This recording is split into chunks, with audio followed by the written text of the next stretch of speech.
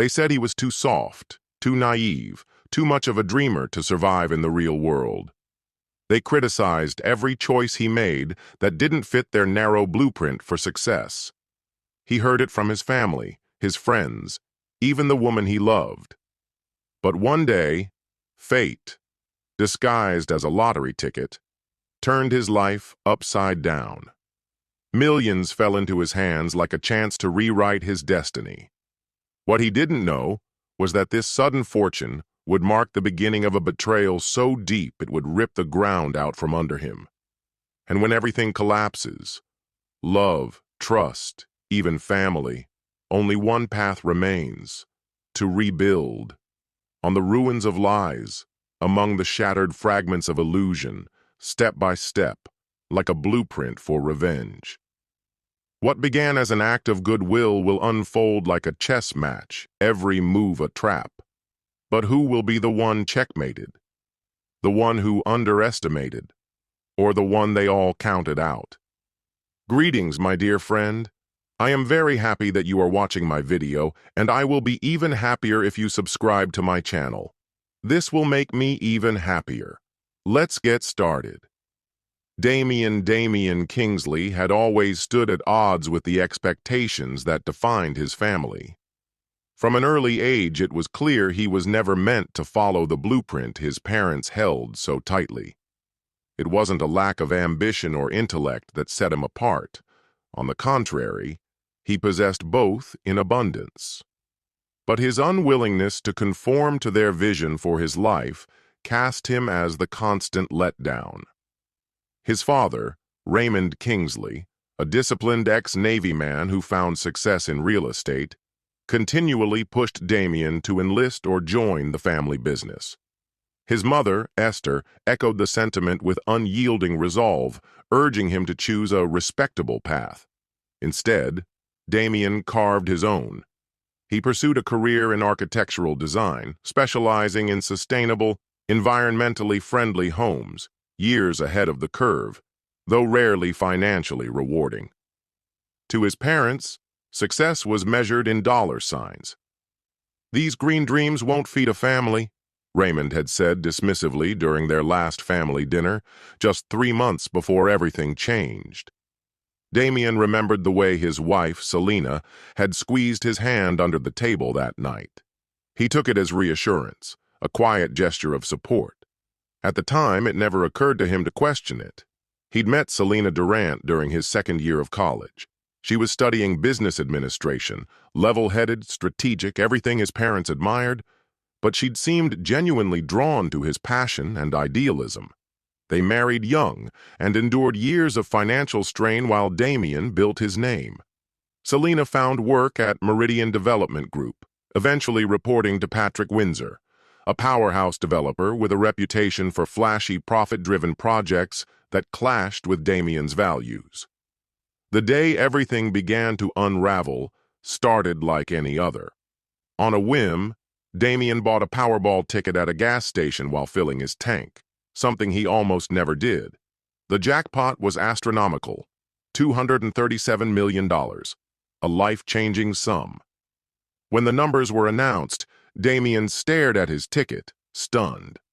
Once the disbelief wore off, he and Selena toasted their future with champagne in their modest apartment. "We can finally make it all real," she whispered, wrapping her arms around him, her eyes sparkling with what Damian believed was genuine love. He chose the lump sum payout, $142 million pre-tax. After taxes, roughly $90 million remained. One of Damian's first impulses was to finally earn the approval he'd never quite secured, by purchasing his parents the kind of home they'd always wanted.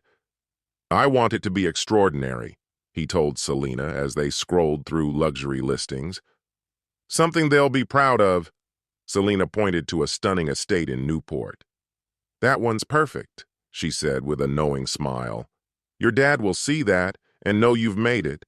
It screams success." In those first weeks, Damian didn't give much thought to Selena's increasing number of private phone calls or her tendency to step outside to take them. He was too caught up in the idea of finally becoming the son his parents could be proud of. but the facade began to crack. One night, while Selena was in the shower, Damien glanced at her phone. A message appeared on the screen from Patrick Windsor. "Already miss you. Last night was incredible. Can't wait until we don't have to hide anymore." Paralyzed, Damien began reading through their text history. What he found gutted him. Months of messages, flirtations, inside jokes, photos, and plans for a shared future. The affair had started long before the lottery win. The money had merely sped up their plans. When he confronted her, she didn't even try to deny it. "Patrick understands what real power looks like," she said, her tone unnervingly calm. "He doesn't waste time chasing fairy tales that don't pay." Damien's voice barely rose above a whisper. "Were you ever going to tell me?" She gave a short, sharp laugh. "Eventually, I was going to leave even before you won. But now, we need to be strategic." Whatever illusions Damien had clung to disintegrated that night. The next morning, he filed for divorce.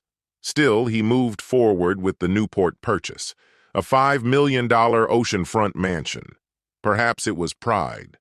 Or maybe he still held on to a sliver of hope that it might finally shift something in how his parents saw him.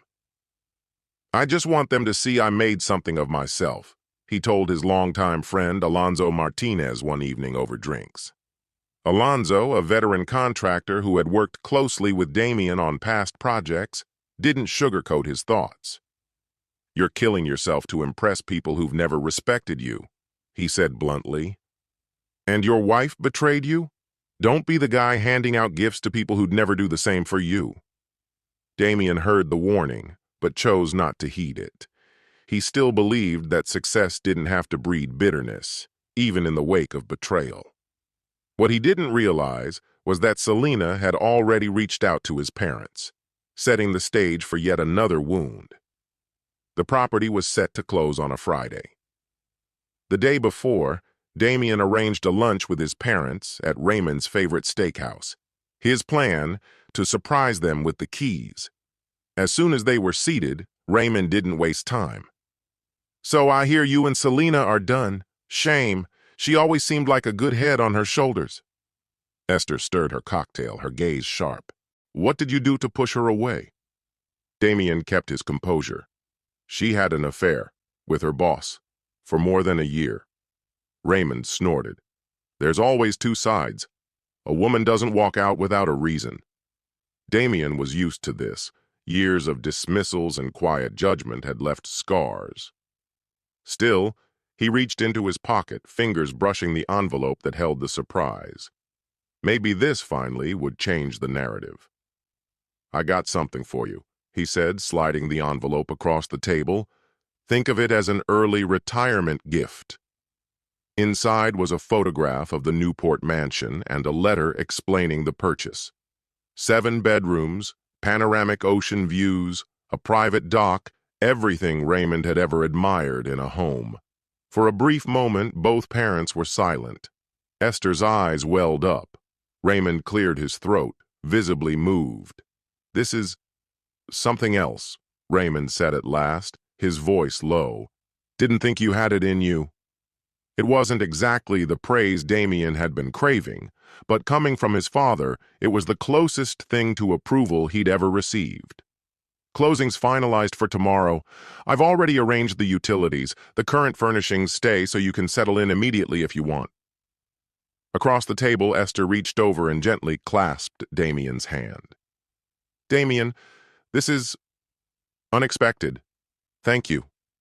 Later that evening, Damien met with his lawyer, Natalie Byrne. She'd been juggling the management of his sudden lottery fortune along with his pending divorce. "Selena's asking for 50% of the winnings," Natalie stated matter-of-factly.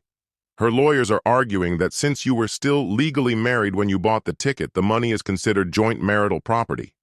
Damien had seen this coming from the start. "What's your recommendation?" "We fight it," Natalie said firmly. "And just to be safe, I've included protective clauses in the paperwork for your parents' new house." She slid a thick folder across the table. It's held in a living trust.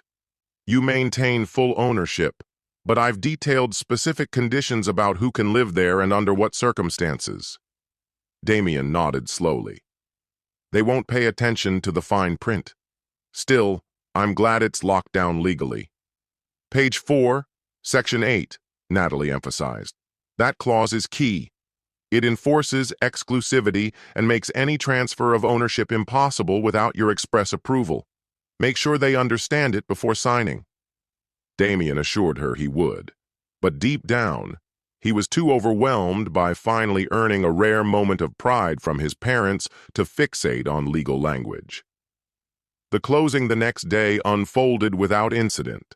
Despite Natalie's subtle warnings, his parents signed every document without question. Raymond spent the time chatting with the previous owners about the boat lift on the dock, while Esther wandered through the rooms, already plotting where she'd set up her crafting space.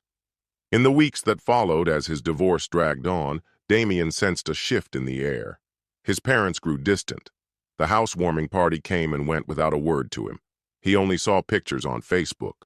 Calls were ignored, texts unread. Then came the whispers, rumors that Selena had been spending a lot of time at the Newport property, and she wasn't always alone. Patrick Windsor, it was said, was often with her. When Damien confronted his father over the phone, Raymond brushed it off. She's just helping with some design choices. Unlike you, she's got taste. Damien didn't reply. He simply got in the car and drove. When he pulled into the driveway, Selena's car was parked next to a sleek SUV he didn't recognize. Inside, his parents were hosting Selena and Patrick for lunch. The conversation died the instant he walked into the dining room. "What the hell is going on here?"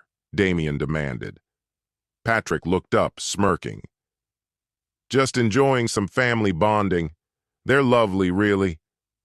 Before Damien could answer, Raymond rose from his chair. "This is our home, Damien. We decide who's welcome here." "Correction. It's my property," Damien snapped. "You're allowed to live here under very specific terms." Esther waved a dismissive hand. "That's not what the latest deed says." Damien felt the blood drain from his face. "What deed?" The following Monday, Damien went straight to the county records office. What he discovered made his stomach turn. 3 weeks earlier, Raymond and Esther had filed a quitclaim deed, transferring the home to Selena Kingsley. He called Natalie immediately. Her disbelief matched his. "That's not possible," she said sharply. "The trust doesn't allow transfers without your written authorization. They had no legal right to do that." Damien didn't wait. He headed straight to the house. He found them on the back patio, sipping cocktails as the sun dipped low across the water. The serene scene only amplified his fury. He tossed the deed onto the table. "You gave the house to Selena?" he asked, barely restraining his voice. Esther didn't even look up. "You've been erratic since the money came in. We're just trying to protect what matters." Raymond nodded in agreement, swirling his glass. "She raised concerns. We listened. This was the right move." Damien stared at them, stunned. "You went behind my back? With her?" Raymond gave a cold chuckle. "It was always going to end this way, son. We knew you wouldn't know how to handle real responsibility. This keeps the house safe, even after you burn through the rest." Damien's jaw tightened. "It was a gift.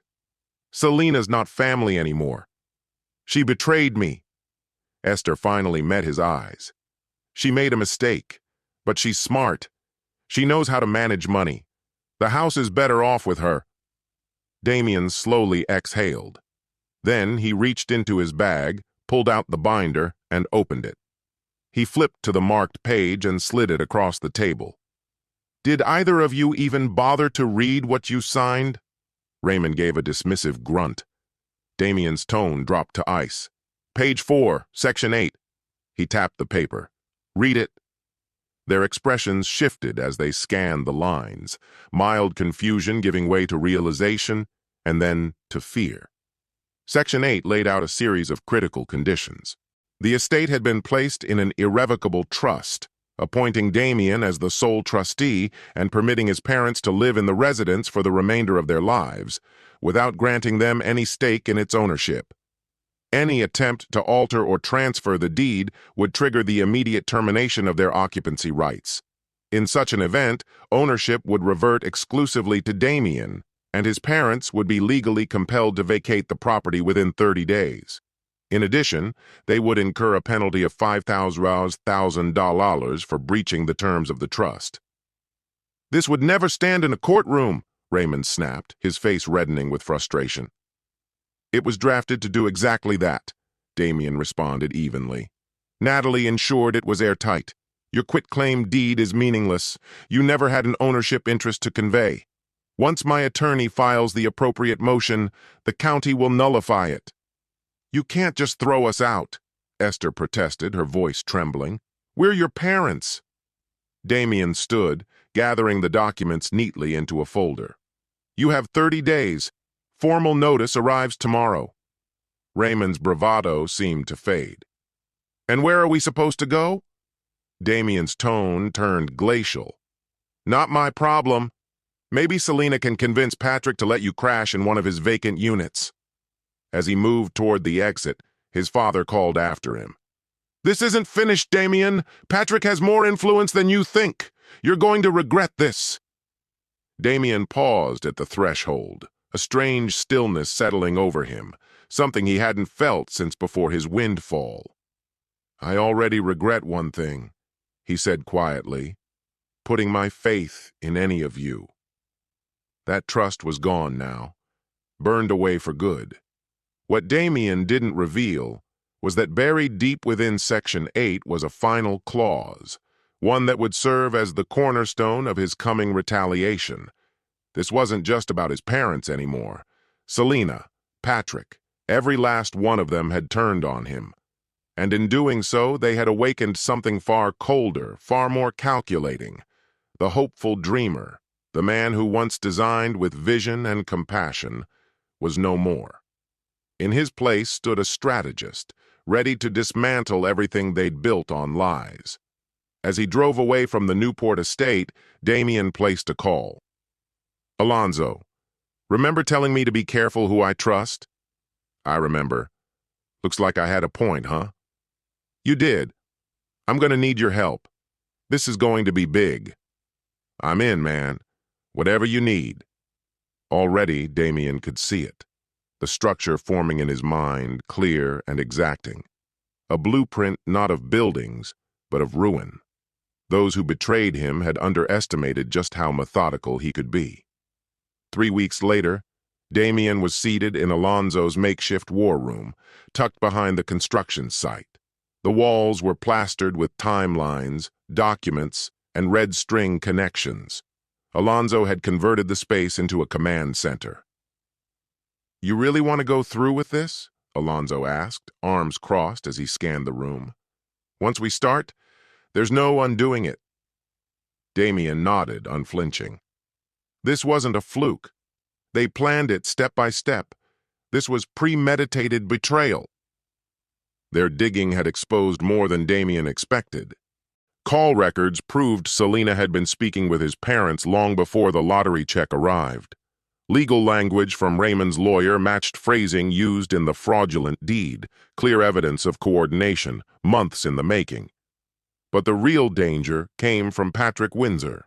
His name kept surfacing in troubling places, linked to shady property grabs, leveraging code violations, and coercion to force sales. "Patrick's working a bigger angle," Alonzo said, gesturing to a city map on the wall. "Check out these acquisitions around Newport. Windsor Development has been snatching them up all year." Damien narrowed his eyes on the highlighted parcels. "He's trying to monopolize the waterfront." "Exactly," Alonzo confirmed. "These plans we pulled from city archives show a private marina and luxury condo complex. We're talking hundreds of millions. Your house and your parents are the last pieces he needs." Suddenly, the entire scheme became crystal clear. Selena had been Patrick's key to Damien's family. Together, they devised a plan to leverage the property for their own gain. cutting Damien out while exploiting the wealth he'd brought in. His phone buzzed. Natalie Byrne was on the line. "The judge issued the ruling," she said. "The quitclaim's been voided. The trust stands. You remain the sole trustee. Your parents tried an emergency motion to block the eviction, but it was denied. The language in the trust was too explicit." "Have they left yet?" "Not yet. They've filed a new suit, claiming they were mentally unfit to sign the trust agreement. It's frivolous, but it could slow things down." Damien sighed. "Let me guess. Howard Spaulding?" "You nailed it." "Of course. He's Patrick's favorite legal fixer. That confirms they're all in on this together." He paused. "What about the penalty clause?" "We've moved for enforcement. The judge will likely grant the full $500,000. Damien ended the call and turned back to Alonzo. "They're dragging it through the courts while Patrick pushes the development forward." "We need to accelerate the timeline," Alonzo said, motioning toward a woman seated quietly at the far end of the workshop, her focus locked on a thick bundle of documents. "That's why I brought Vanessa on board." Vanessa Reyes looked up, brushing a loose strand of dark hair behind her ear. "Alonzo mentioned you needed someone with a rather particular area of expertise." "She used to work at the county assessor's office," Alonzo said. "She knows everything about land deeds, zoning loopholes, and permit codes. But more than that, she knows where the bodies are buried." Damien arched a brow, skeptical. "You'll have to be more specific." Vanessa calmly shut her laptop with a soft click. "Patrick Windsor doesn't bend regulations. He breaks them, then pays to erase the evidence. I left my position because I wouldn't help cover for him. Since then, I've been quietly collecting receipts." "Is it enough to derail his development?" Damien asked. She gave a small shake of her head. "Not by itself, he's too well connected, but paired with the right pressure?" Her smile was all teeth. "It turns into a weapon." "I hear you're quite the designer, Mr. Kingsley," she added with a pointed look. For the first time since unearthing the truth about his parents, Damien felt something shift, an opening, a spark of strategy. "Then it's time I design something none of them will anticipate." Together, the three began to craft a countermeasure, one that would flip Patrick's own playbook against him, use Selena's greed as leverage, and corner Damien's parents into facing the consequences of their betrayal. The first task: dissect the inner workings of Patrick's proposed marina expansion. Vanessa laid it out plainly. 3 major supports hold this project up: full control of key properties, circumventing environmental oversight, and greasing the wheels on permits. Commissioner Boyd's already on board for fast tracking. Councilman Terrence is backing the exemption laws. For a price. Damien absorbed the details. "So if we knock out just one leg, the whole structure collapses?" "Exactly," Vanessa confirmed with a nod. Alonzo gestured toward a blueprint pinned on the corkboard. "The Newport house is the linchpin. Without that parcel, the marina's design falls apart." "No wonder they're hell-bent on claiming it," Damien said, stepping closer to the board. "Then we make sure it's airtight. No more vulnerabilities for them to exploit." "And how do you propose we do that?" Alonzo asked. "They'll just keep dragging it through court, filing motion after motion to stall." Damien grabbed a marker and began sketching on the whiteboard. "We'll give them everything they've been demanding, just not in the way they expect. We'll embed a flaw so subtle, they won't catch it until it's too late." 1 week later, Raymond and Esther Kingsley received a call they hadn't expected. "I'm willing to settle," Damien told them. "Be at Natalie's office tomorrow morning, 10 sharp." When they arrived, Damien was already there with Natalie. Patrick Windsor and Selena were also in the room, clearly caught off guard by the invitation. "I'm done fighting," Damien announced once they were seated. "You're all invested in acquiring the Newport property. I've secured the funds I need. Let's make this official." Raymond exchanged a cautious glance with Patrick. "What's the angle?" Selena asked, eyes narrowed. "No angle," Damien said coolly. I'll transfer the property to a new holding entity, one all of you will control equally. In return, drop the lawsuits and pay me market value over 10 years. Clean exit, no strings. Patrick leaned forward slightly. Why the sudden change of heart? Damien shrugged. I've got bigger priorities now. This feud's been a drain. After 2 hours of tense back and forth, a deal was struck. Damien would form a new limited liability company to own the Newport parcel. Ownership would be divided evenly between Raymond, Esther, Selena, and Patrick. In exchange, Damien would be paid $6 million across a decade, just above market value, with generous terms. As they prepared to finalize the paperwork, Raymond couldn't resist a parting jab. Guess you finally figured out you were outmatched. Damien gave a thin, controlled smile. I know when to fold. Once they'd gone, Natalie turned to him, concern etched into her expression. You handed them exactly what they wanted. Not exactly, Damien replied. I handed them what they believed they wanted. Phase 2 unfolded quickly. While attorneys ironed out the LLC details, Damien, through Alonzo's contacts, began quietly spreading whispers in the construction world that Patrick's marina deal was encountering unforeseen snags. Nothing definitive, just enough to make investors nervous. Meanwhile, Vanessa began filing precise public records requests about Patrick's earlier developments. The goal was clear: lay a visible trail of scrutiny and plant the idea that his past dealings were under renewed investigation. 2 weeks later, Damien invited Patrick out for drinks. When Patrick arrived, Damien didn't waste time. I know what you're planning with the marina, he said flatly. Patrick's expression didn't waver. I'm not sure what you mean. Come on, Damien said. You've been acquiring land, greasing permits, buying legislative favors from Terrence. It's clever. Should be quite profitable. Patrick watched him for a long, silent beat. What's your play here? Patrick asked, his tone guarded. Damien leaned in, composed and deliberate. I want a seat at the table, not as a designer, as a financier. I've got millions from the lottery, and unlike Selena or my parents, I actually know what I'm doing when it comes to development. It hit Patrick like a curveball. Not at all what he expected. Although he was reluctant at first, Patrick eventually agreed to the terms. Damien would contribute $10 million in return for a 15% equity stake in the marina project, provided the Newport land transfer was finalized. You won't regret this, Patrick said as they shook hands. Better to win together than waste time fighting. What Patrick didn't know was that Damien had just secured a critical piece of his larger plan.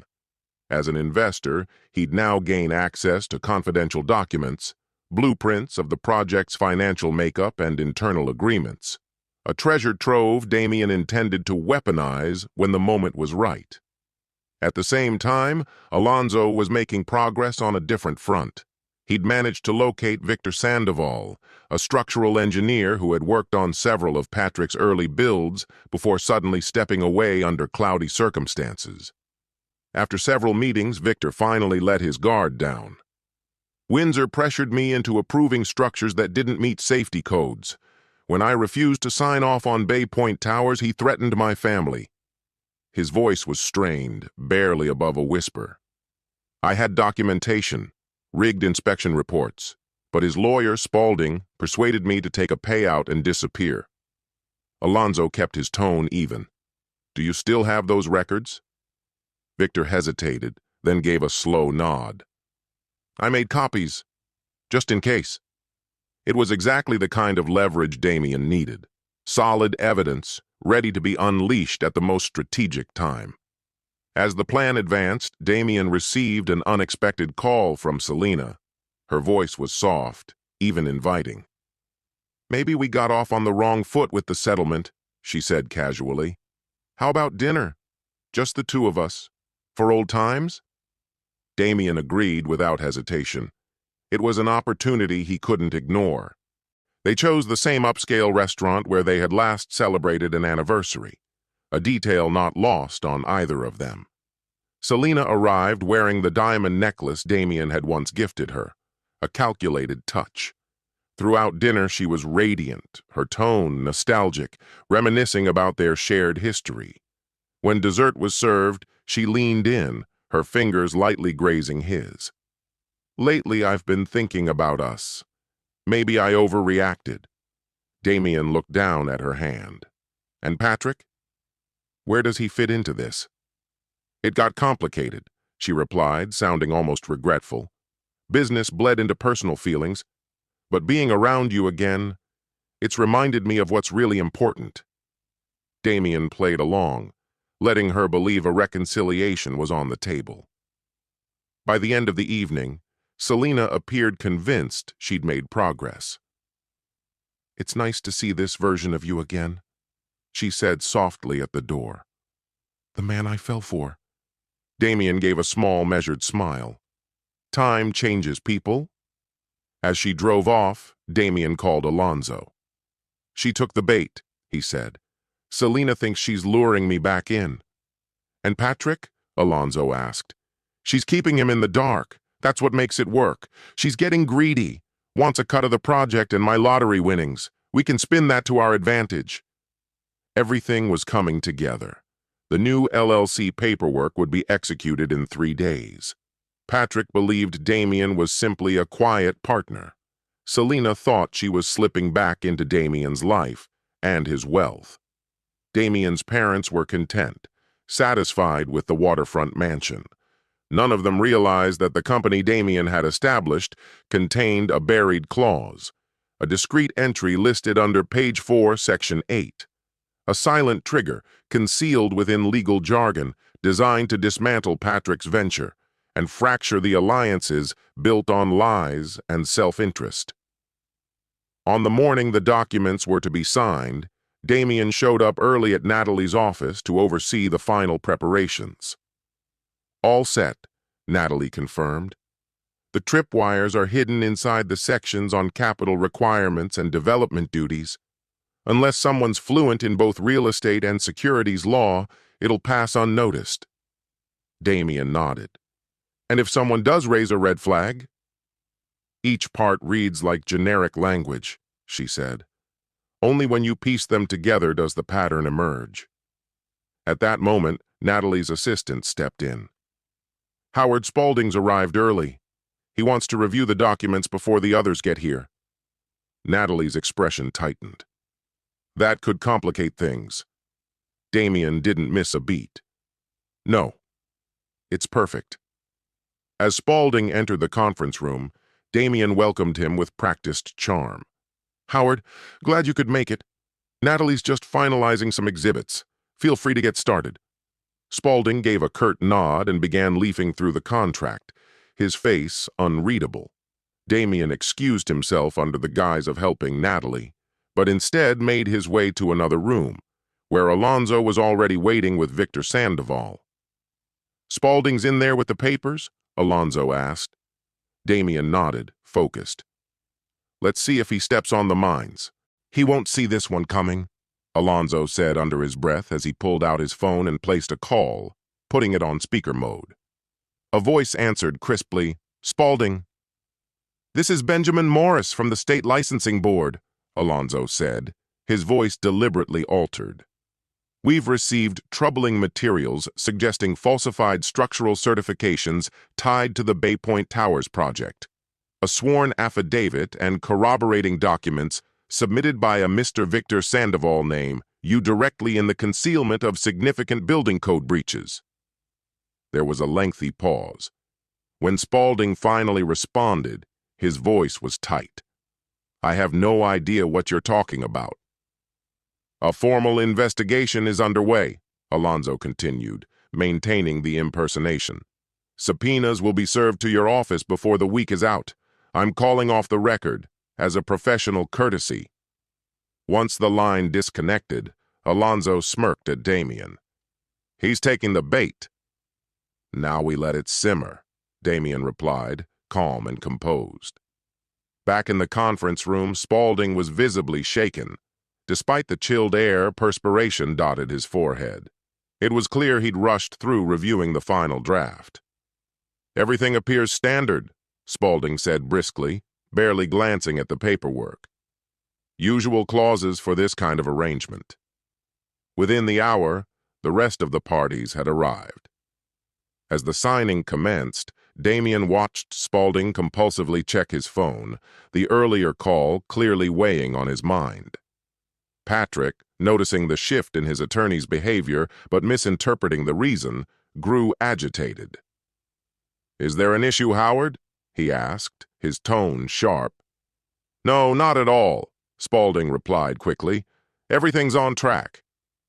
Once the documents were signed, Damien shifted into a more cordial demeanor. "This works out well for everyone," he said with a smile.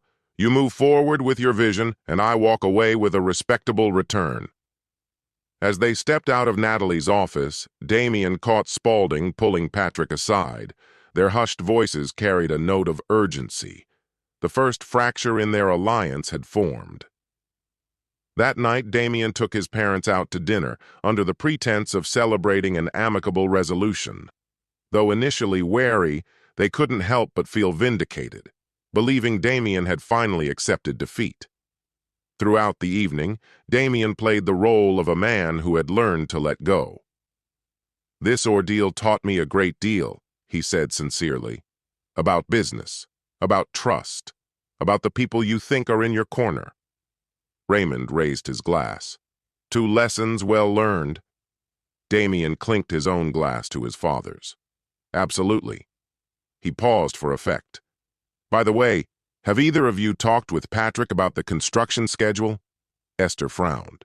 "What schedule?" Damien tilted his head slightly, feigning surprise. "The marina redevelopment. That's what this has all been about, right? Patrick's grand plan to transform the waterfront, starting with your Newport property." The puzzled looks on their faces confirmed what Damien suspected. "You didn't know?" he asked, his voice heavy with suggestion. "What marina project?" Raymond asked, his tone hardening. Damien gave a casual shrug. "Ask Patrick, or Selena. They've been orchestrating it for a while. That's why they were so desperate to take control of the house." He watched as comprehension began to dawn on his father's face, the financial implications becoming clearer by the second. "And what's the projected value of this redevelopment?" Raymond asked tensely. "On the conservative end," Damien said, sipping his wine, "about $300 million once completed." Raymond's expression turned to stone. "And what's our share?" Damien chose his words carefully. "Selena mentioned a payment for the property, possibly a symbolic equity position in the project, but nothing close to what Patrick and the lead investors stand to earn." As dessert arrived, the celebratory mood had completely shifted. What began as a toast to closure now carried a sour note of betrayal. "They played us," Esther said quietly, bitterness creeping into her voice. Damien nodded sympathetically. "So it would seem." He leaned forward slightly. "But now that you're named as equal partners in the new LLC, you've got leverage. Use it wisely." As they left the restaurant, Damien was certain they'd confront Selena and Patrick, demanding a larger stake. The cracks in the alliance had already begun to deepen. The next morning, Alonzo texted Damien with an update. Spaulding had officially stepped down as Patrick's legal counsel, citing a conflict of interest. Another domino had fallen. Without Spaulding to guide him through the landmines Damien had buried in the LLC's fine print, Patrick was vulnerable. Later, Vanessa called with another update. Patrick had been spotted in a heated argument with Councilman Terrence outside City Hall. "Whatever it was about," she said, "it got ugly. Patrick looked ready to explode." Damien didn't need an explanation. Just the day before, he'd anonymously sent incriminating evidence of Patrick's secret dealings with Terrence to a rival in the upcoming election. Now Terrence was putting distance between them, and likely pulling his support for the environmental waivers Patrick desperately needed. By that evening, the damage had started to surface. Windsor Development issued a public statement announcing project delays, citing community feedback. The market reacted immediately. Windsor's stock tumbled 7%. That night, Patrick called Damien, furious. "What the hell did you pull?" he shouted. "The councilman just bailed." Without notice, my attorney abruptly abandoned the case. "Now your parents are suddenly demanding a 30% share of the marina." "I'm not sure what you're talking about," Damien replied with a cool detachment. "Perhaps Selina can clarify. She's been making moves of her own lately." He ended the call, a faint, knowing smile forming on his lips. The fractures were starting to show. His enemies were beginning to distrust one another, their once solid alliance beginning to fray at the seams. But this was only the beginning.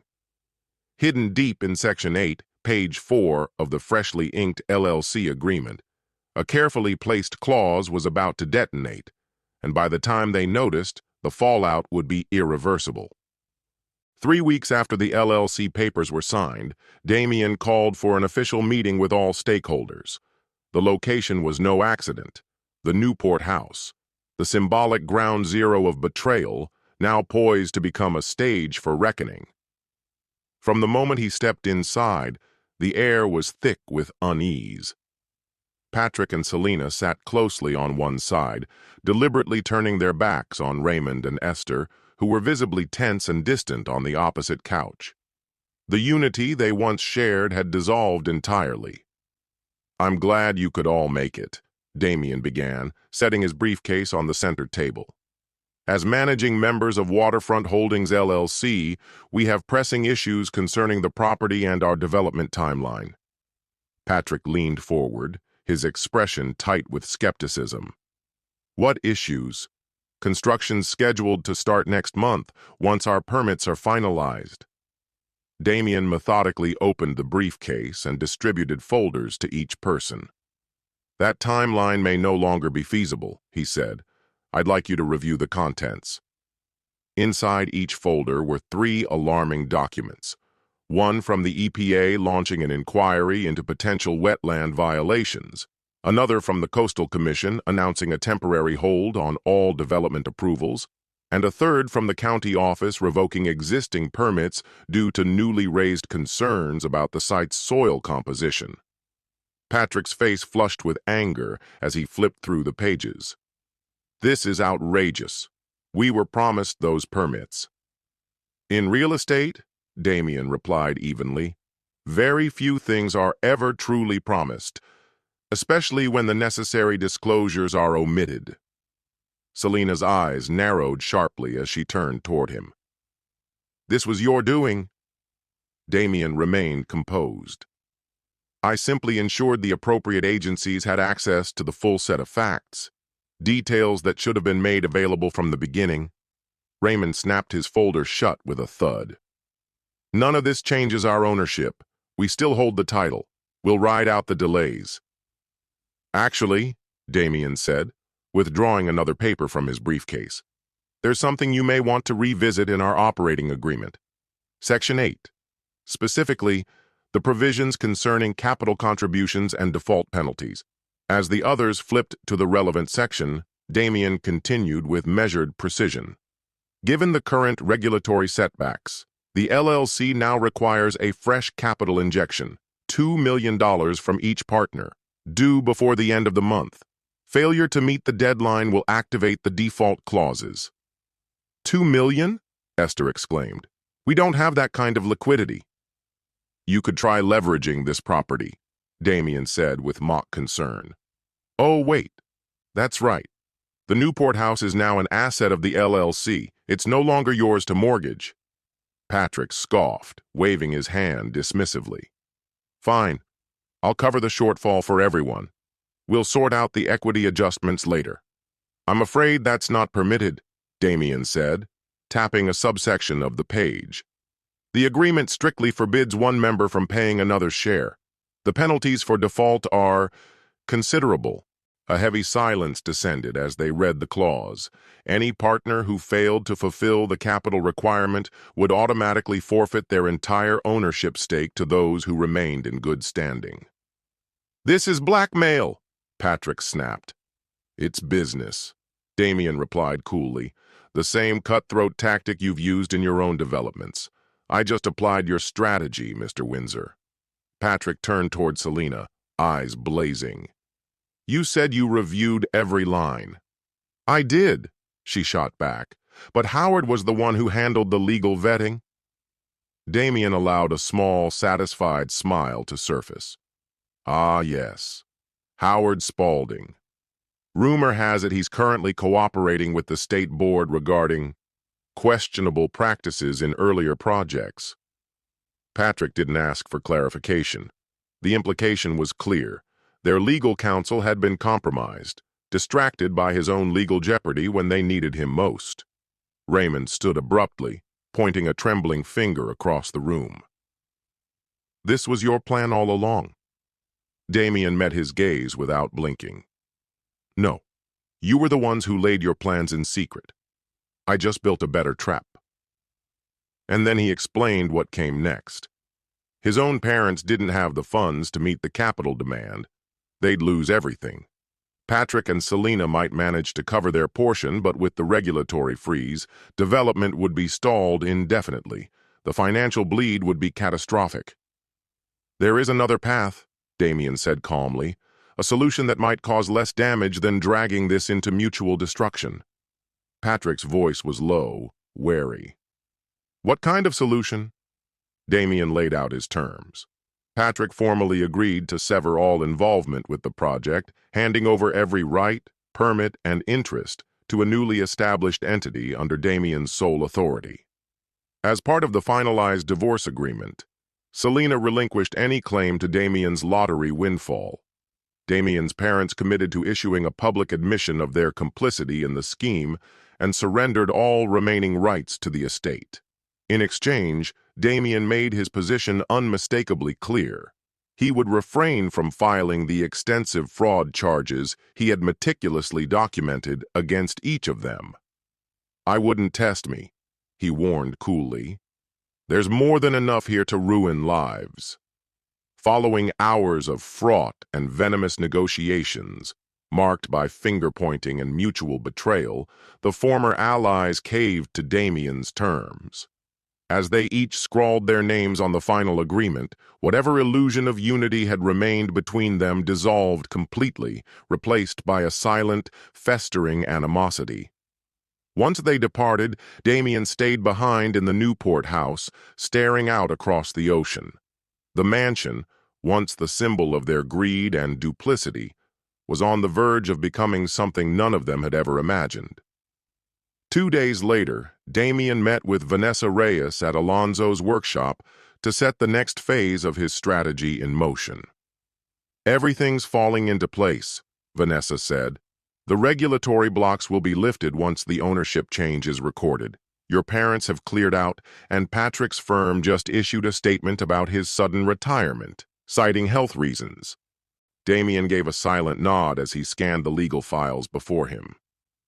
"And Selina?" he asked without looking up. "She finalized the divorce yesterday," Vanessa replied. "No lottery payout. She walks away empty-handed." Alonzo, leaning casually against a workbench nearby, chimed in. "So that's it. It's done. You've got your home back, the development's cleared, and the rest?" He shrugged. "They're out, licking their wounds." Damien's eyes lifted, cold and resolute. Not quite. There was still one piece left to play. Over the next week, Damien launched the final movement of his long-orchestrated retaliation. With Vanessa's compiled evidence and Victor's supporting testimony, he executed a carefully timed series of disclosures, not through lawsuits, but via selective leaks to investigative journalists, oversight agencies, and Patrick's top competitors. The reaction was immediate and devastating. Within a matter of days, Patrick's once powerful firm began hemorrhaging investors and contracts. A career that had taken decades to build collapsed almost overnight. By the time Patrick tracked the leaks back to their source, it was far too late to salvage anything. Selena faced her own reckoning. With a few subtle conversations planted among Damien's contacts at Meridian Development, word of her role in the Newport deception spread through the professional circuit like wildfire. Her reputation was irreparably damaged. Job offers dried up. Her name became synonymous with deceit. She chased status and wealth, Damien remarked to Alonzo. Now she's got neither. Even Damien's parents weren't shielded from consequences. He mailed copies of their betrayal, complete with corroborating records, to extended family, old friends, and former colleagues. The fallout was swift. Once admired pillars of their community, they were suddenly pariahs. Social invitations stopped arriving. Prestigious memberships were quietly revoked. But Damien's most profound act wasn't rooted in revenge. It was rooted in principle. Rather than redeveloping the Newport property for personal gain or preserving it as a symbol of victory, he donated the land and estate to launch a sustainable housing initiative for low-income families. Exactly the kind of cause his parents and Selena had once dismissed as idealistic nonsense. He called it the Fine Print Foundation, a direct nod to the hidden clauses that had once nearly cost him everything. Its mission: to support victims of predatory real estate schemes. The irony was not lost on anyone who knew the saga. At the highly attended groundbreaking, a reporter approached Damien. "Your parents and former wife weren't present today," she noted. "Any comment on how this estate ended up in your hands?" Damien smiled slightly. "Let's just say I've learned to never overlook page 4, section 8. Exactly 1 year after that decisive settlement, Damien stood at the edge of the now completed Fine Print Foundation neighborhood. Where once a solitary mansion had cast its shadow, 20 eco-conscious homes now stood, offering safety and stability to families who'd long been priced out of the region. Alonzo joined him, watching children play and neighbors gather for the inaugural celebration in the communal space. "Hard to believe," Alonzo said, "from a vanity project to something that actually helps people." Damien gave a small nod. "Revenge is one thing," he said, "but rewriting the whole story, that's what lasts." In the year since the fallout, the entire web of betrayal had come undone. Patrick Windsor, beset by lawsuits and deserted by his backers, had declared bankruptcy. His once renowned company was dismantled and sold off piece by piece. Selena vanished from the local scene, her name in shambles. Damien heard she'd taken an entry-level job at a small firm, her ambitions permanently scaled back. His parents, disgraced and no longer welcome in their social circles, sold their home and moved into a modest retirement complex. They'd sent letters, some pleading, others defensive, but Damien had returned every one of them unread. "Ever wonder if maybe you went too far?" Alonzo asked one afternoon, studying Damien's expression. Damien was quiet for a moment. Then, "They didn't just try to take my money or my house. They tried to tear down everything I believed in. What family's supposed to mean, what loyalty's supposed to stand for." He looked out over the vibrant community that had risen from the ashes. "So I built something new, something real, with people who understand what those words are worth." Vanessa walked over, clipboard in hand, and smiled. "Last of the families just moved in." Damien turned, taking it all in. The laughter, the life, the new beginnings.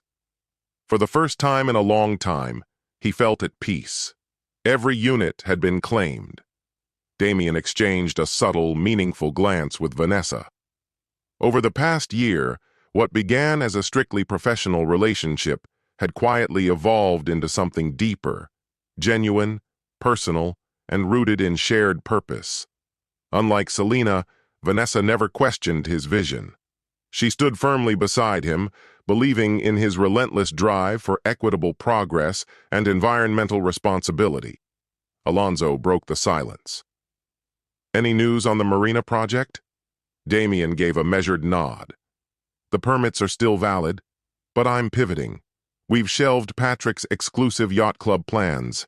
Instead, we're transforming it into a public marina, one that includes educational centers dedicated to ocean conservation.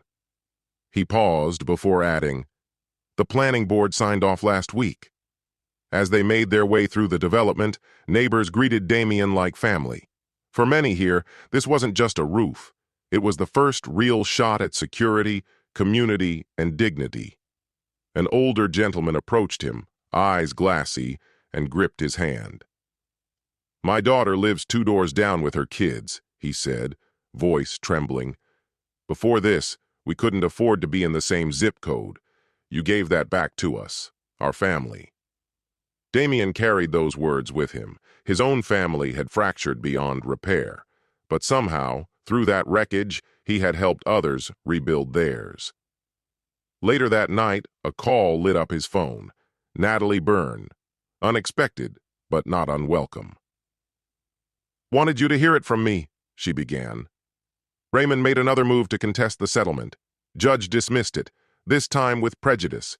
He even warned him about abusing the court's time." Damien exhaled with mild amusement. "Let me guess. He said he didn't understand the terms." "Right on cue," she replied. "Judge pointed to page 4, section 8. Made it crystal clear your father had every chance to read and comprehend what he signed." After ending the call, Damien stepped out onto the deck of his modest new home, unassuming, carefully planned, and situated in the heart of the project. He'd intentionally chosen not to live above the people he served. He lived among them. Vanessa joined him, quietly observing the shift in his expression. "What's on your mind?" she asked gently. He gave a slight shake of his head. "Nothing bad. Just thinking." Side by side, they looked out over the homes, the people, the streets that had once been only blueprints. What Damien felt wasn't victory or retribution. It was something far more profound, fulfillment. Those who had deceived him were long gone, buried beneath the weight of their own manipulation and greed. Damien had chosen differently. Instead of being defined by the betrayal, he had repurposed it, transformed it into a cornerstone for something enduring and sincere. "You know," Vanessa said, threading her fingers through his. "Most people would have just taken the check and disappeared." Damien's smile was quiet but resolute. "I'm not most people. And some contracts, well, breaking them comes at a cost." All around them, porch lights flickered on. Laughter floated down the streets. Families gathered for dinner. Children tackled their homework. Neighbors shared stories on front steps. Real life was happening. Beautiful, unvarnished life, rooted in the truth he had rebuilt from deception. Damien hadn't simply struck back. He'd stepped beyond the rules his betrayers tried to trap him in. In their place, he'd written something new, his own measure of justice. Not to avenge the past, but to redeem what was still possible. Not for the ones who wronged him, they would answer to their choices, but for himself, and for everyone now thriving because of what he'd created. This was his redemption. His legacy stood not in headlines or courtrooms, but right here, in the light-filled windows of a community that had finally found home. Our story comes to an end here. Share your thoughts in the comments. Thank you for taking the time to watch. If you enjoyed this story, please check out other videos on this channel. See you soon, my dear friend.